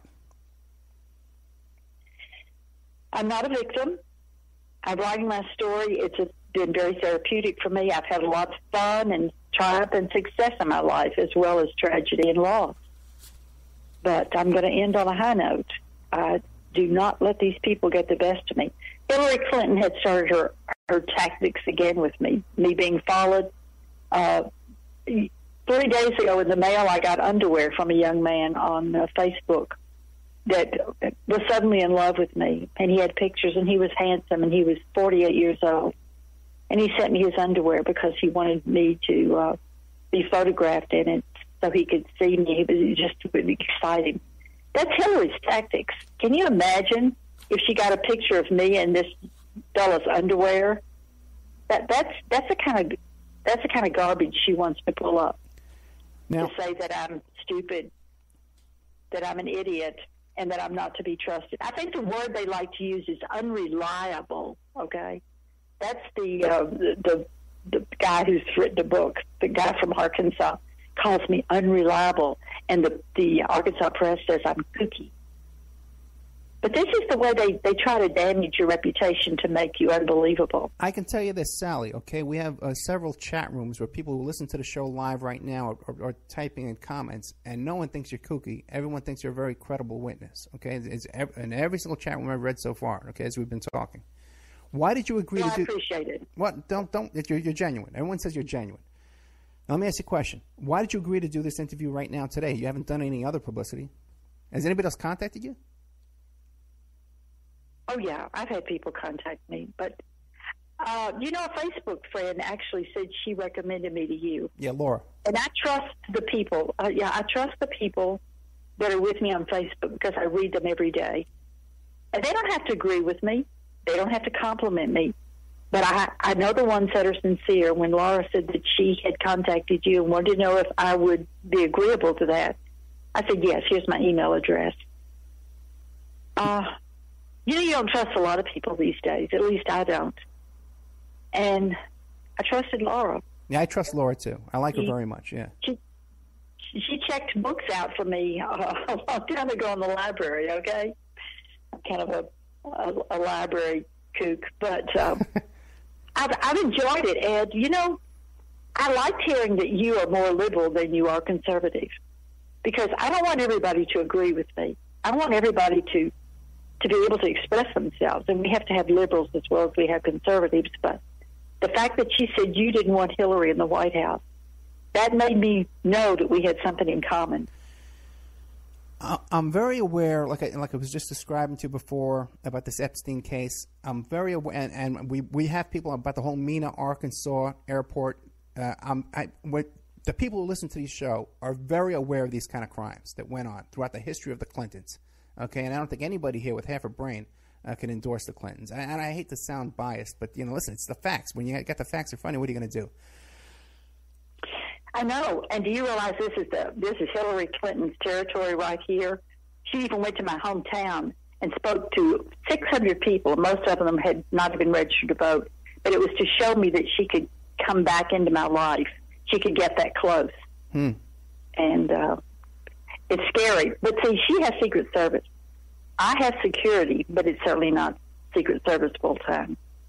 I will tell you this. If I knew more about the Mena business, I'd write about that too. Except the people who were professional journalists weren't allowed to get close to it. It must be a very, very guarded secret, and the people in Mena must be paid to keep quiet, because I'm sure it's a small town and they know a lot more than they are ever able to express. But you know how many people have died that have been connected to the Clintons? How many people have committed suicide? How many people have disappeared? Yeah, and how many other guests I've contacted who've known the Clintons, Bill and the brother, what's his name again? Roger. That have known them from childhood that are afraid to come on the show. Okay, they talked me off the air. I've talked to a lot of people surrounded with the Clintons, and they're afraid to come on the air, but they'll talk me off the air. Do you realize how much money they have? Oh. And they're going to be able to buy this election for Hillary, because they'll be able to pay when I ran for mayor, they paid the black people to go to the polls and vote, And now then, they pay them much more than just $20 to get on the bus and $20 when they get off. They're going to be paying them a lot of money. And it's going to be massive. And then Soros, I think, donated $15 million toward getting illegals to be able to vote. The whole thing is so out of control, it's frightening. How often do you have your show, Ed? Is it every day? No, I do. God forbid.